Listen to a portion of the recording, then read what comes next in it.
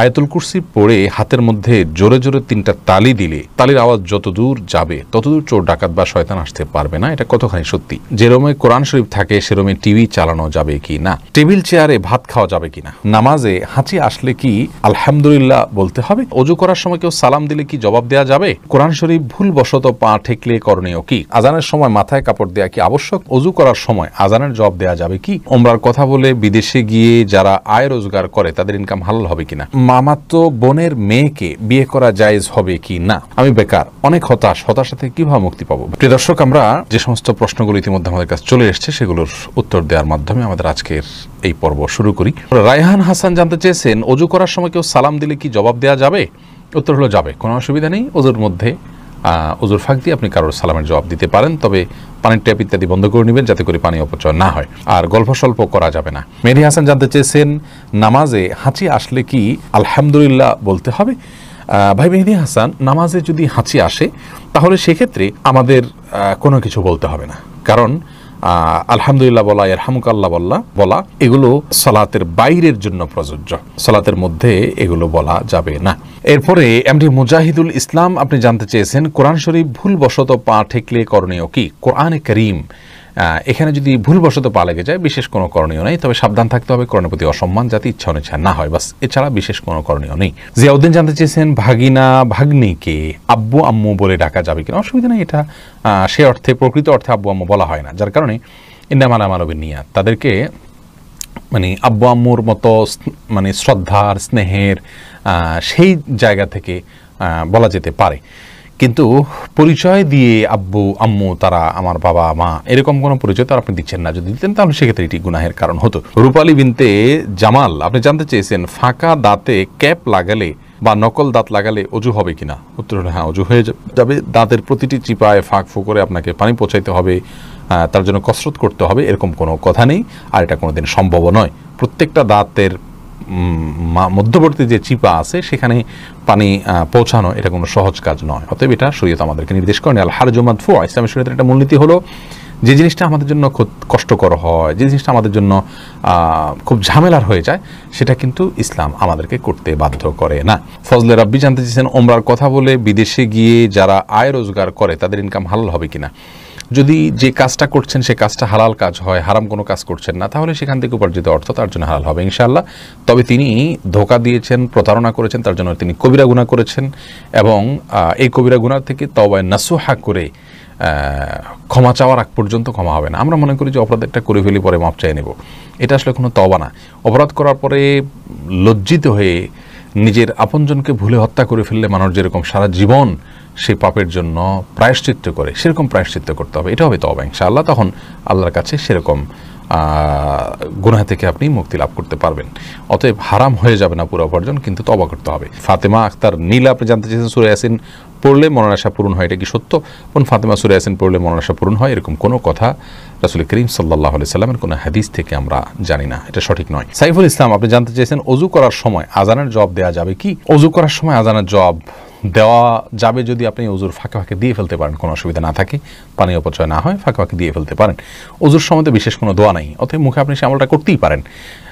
ওযুর হাত ধোয়ার সময় এক দোয়া, মুখ ধোয়ার সময় এক দোয়া, পাও ধোয়ার সময়, মাথা মাসা করার সময় এক দোয়া, এরকম বিভিন্ন দোয়ার কথা আমরা জানি, সেগুলো বিশুদ্ধ হাদিস দ্বারাই প্রমাণিত নয়, যার কারণে ওযুর ফাঁকে ফাঁকে আপনি আজানের জবাব দিতে পারবেন। মেহেদী হাসান জানতে চেয়েছেন, বিয়ের সময় শ্বশুর খুশি মনে কিছু দিলে নেওয়া যাবে কিনা, বলবেন দয়া করে। খুশি মনে দিলে নেওয়া যাবে, কিন্তু খুশি মনটা বোঝা আসলে খুব জটিল, যে খুশি মন কখন হবে। আমাদের সমাজে কিন্তু শ্বশুররা কালচারের কারণে বলে খুশি হয়ে দিছি, আসলে তিনি কতটা খুশি হয়ে দিয়েছেন তার যদি বিষয়টা যদি আপনি নিশ্চিত হতে পারেন তাহলে সেক্ষেত্রে আপনার জন্য এটা অবশ্যই গ্রহণ করা জায়েজ হবে। এরপরে ফারহানা হক দিবা আপনি জানতে চেয়েছেন, ফরজ নামাজের সিজদা কি বাংলা দোয়া করা যাবে? উত্তর হলো না, ফরজ নামাজ সিজদা বাংলা দোয়া করবেন না। এমনি সাদ্দাম হোসেন জানতে চেয়েছেন, আমি বেকার, অনেক হতাশা থেকে কিভাবে মুক্তি পাবো? ভাই, হতাশা থেকে মুক্তির জন্য আল্লাহর প্রতি ভরসা করতে হবে, এবং আল্লাহ রাব্বুল আলামিনের নিরাশার মধ্যে কিভাবে তিনি আলো মানুষের মধ্যে সৃষ্টি করেন, আলো দেখান মানুষকে, সেই ঘটনাগুলো পড়বেন এবং মোটিভেশনাল স্পিচগুলো শুনবেন, সেই সাথে সিরিয়াসনেসের সাথে কাজ করবেন। আমরা অনেকেই হতাশ হয়ে বসে থাকি, চেষ্টা ছেড়ে দিই। আমাদের চেষ্টা অব্যাহত থাকতে হবে, পরিশ্রম থাকতে হবে, অধ্যবসায় থাকতে হবে, উদ্যম আমাদের মধ্যে থাকতে হবে। সফলতা ইনশাআল্লাহ পদচুম্বন করবেই। অল্প হোক বিস্তর হোক সফলতা আমরা দেখবো ইনশাআল্লাহ, যদি আমরা সেভাবে কাজ শুরু করি। বেশিরভাগ মানুষ হতাশ হন, তাদের একটা বড় অংশ আপনার যে বিশেষ করে বেকার হতাশ, তারা কিন্তু আপনার সঠিকভাবে পরিশ্রম করেন না। অনেকে ইগো প্রবলেমের কারণে বিভিন্ন কাজ করতে পারেন না। এগুলো সবগুলো ছেড়ে ছুড়ে দিয়ে হালাল উপার্জনের জন্য চেষ্টা করতে হবে। আল্লাহ তাআলা ইনশাআল্লাহ বারাকা দিবেন। এমপি মাহমুদ জানতে চেয়েছেন, মামাতো বোনের মেয়েকে বিয়ে করা জায়েজ হবে কি না? মামাতো বোন সে আপনার মাহরাম নন। যেখানে মামাতো বোনকেই সরাসরি বিয়ে করা জায়েজ আছে, সেখানে মামাতো বোনের মেয়েকে তো অবশ্যই বিয়ে করা জায়েজ আছে, কোনো অসুবিধা নেই। জাহানারা জিনা জানতে চেয়েছেন, আজানের সময় মাথায় কাপড় দেওয়া কি আবশ্যক না বোন? আজান হলে মাথায় কাপড় দিতে হবে এমন কোনো কথা নাই, এটা আমাদের সমাজে প্রচলিত একটি ধারণা মাত্র। মোসাইব আহমদ জানতে চেয়েছেন, ছোট বাচ্চা মোবাইলে পেশাব করেছে, এখন মোবাইল ফোন পাক করার পদ্ধতি কি হবে? মুছে ফেলবেন, পেশাবের কোনো আলামত না থাকলেই হবে। আর যদি ভিজা কিছু দিয়ে মুছতে পারেন তাহলে সবচেয়ে ভালো, ভিজা কিছু দিয়ে মুছে ফেলবেন যাতে পেশাবের গন্ধ না থাকে। কোনো যদি গন্ধ না থাকে তাহলে কোনো অসুবিধা নেই। যদি খাবার ইত্যাদি থাকে সেটাকে ধুয়ে ফেলবেন, কারণ সেখানে পেশাব শুষে গন্ধ হওয়ার সম্ভাবনা রয়েছে। ইসরাতুস সাদিয়া জানতে চেয়েছেন, 4 রাকাত তাহাজ্জুদের নিয়ম কি? বোন ইসরাতুস সাদিয়া, তাহাজ্জুদের বিশেষ কোনো নিয়ম নেই। অন্য সমস্ত নামাজ আমরা যেভাবে পড়ি তাহাজ্জুদের সালাত আমরা একইভাবে পড়বো। তবে সলাতুল লাইলি ওয়ান নাহারে মাসনা মাসনা, রাসূল আকরাম সাল্লাল্লাহু আলাইহি ওয়াসাল্লাম বলেছেন রাত এবং দিনের নামাজ 2 রাকাত 2 রাকাত। এর জন্য তাহাজ্জুদ 2 রাকাত 2 রাকাত করে পড়া উত্তম। 4 রাকাত একসাথে পড়লেও হয়ে যাবে। 2 রাকাত পড়ে সালাম ফিরে আবার 2 রাকাত পড়বেন। যে কোনো সূরা পড়তে পারেন, তাহাজ্জুদের জন্য নির্দিষ্ট কোনো সূরা না যে এই সূরা পড়তে হবে, এতবার পড়তে হবে, এরকম কোনো কথা নেই। তবে যত দীর্ঘ সূরা পড়তে পারেন, যত আস্তে আস্তে পড়তে পারেন, রুকুতে যত সময় দিতে পারেন, সিজদায় যত সময় দিতে পারেন, রুকু থেকে উঠে দাঁড়িয়ে যত সময় দিতে পারেন, 2 সিজদার মাঝখানে যত সময় দিতে পারেন, ততই কল্যাণ নিহিত আছে।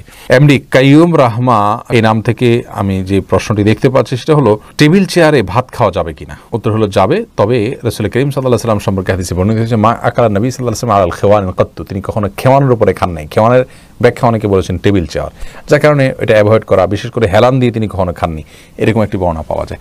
তো যার কারণে হেলান দিয়ে খাবেন না। যদি টেবিলে চেয়ারে বসেনও খুব আয়েশ করে আয়েশি ভঙ্গিতে খাবেন না, এটুকু খেয়াল করা জরুরি। বাকি এটা খেলে যে গুনাহ হয়ে যাবে ব্যাপারটি সেরকম নয়। আফিয়া খাতুন মুন্নি জানতে চেয়েছেন, উচ্চস্বরে হাসলে কি ওযু নষ্ট হয়ে যায়? না, উচ্চস্বরে হাসলে ওযু নষ্ট না, তবে নামাজের মধ্যে উচ্চস্বরে হাসলে ওযু নষ্ট হওয়ার কথা ইমাম আবু হানিফা রাহিমাহুল্লাহ বলেছেন।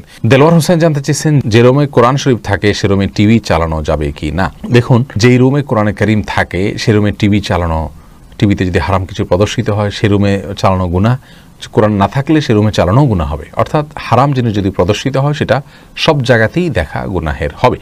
তবে কোরআনে কারীম যদি থাকে তার একটা কোরআনের প্রতি একটা অসম্মান হয়, যে কোরআনের সামনেই কোরআনের নির্দেশের লঙ্ঘন, সেটা সন্দেহভাবে এক্সট্রা একটা অবমাননা হয়, কোরআনের একটা অসম্মান হয়, সেটা আমাদের না করা উচিত এবং কোরআনের সম্মানার্থে অন্তত হারাম থেকে বেঁচে থাকার চেষ্টা করা উচিত। যদি করেন কেউ তাহলে কোরআনের অসম্মান হবে এবং গুনাহ হবে। জান্নাতুল ফিরদাউস আপনি জানতে চেয়েছেন, আয়াতুল কুরসি পড়ে হাতের মধ্যে জোরে জোরে 3টা তালি দিলে তালির আওয়াজ যত দূর যাবে ততদূর চোর ডাকাত বা শয়তান আসতে পারবে না, এটা কতখানি সত্যি? বোন জান্নাতুল ফিরদাউস, আয়াতুল কুরসি সম্পর্কে রাসূল করিম সাল্লাল্লাহু আলাইহি ওয়াসাল্লাম থেকে একাধিক হাদিস বর্ণিত রয়েছে এর ফজিলত এবং মর্যাদা প্রসঙ্গে। তার একটি মর্যাদার বিষয় এও যে যেই বাসায়, যে ভবনে বা যে বাড়িতে বা যে জায়গায় বসে আয়াতুল কুরসি রাতের বেলায় তেলাওয়াত করা হয় সেখানে আল্লাহ রাব্বুল আলামিন চুরি দাড়ি এগুলো থেকে তাদেরকে হেফাজতে রাখেন। অতএব আয়াতুল কুরসির এটি একটি ফজিলত বিশুদ্ধভাবে প্রমাণিত যে সেখানে আয়াতুল কুরসি পাঠ করলে আর চুরি হবে না ওই রাতে।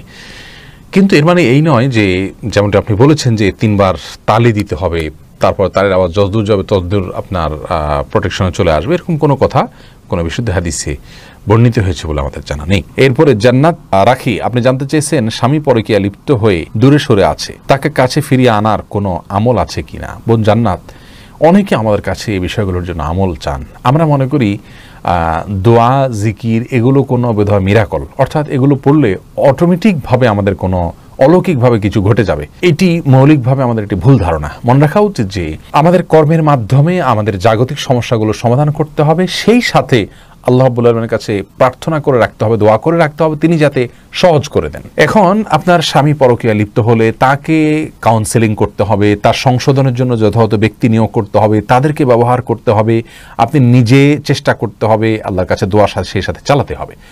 আপনি দোয়া করবেন আর অটোমেটিকলি তিনি সংশোধিত হয়ে যাবেন, ব্যাপারটি সেরকম নয়।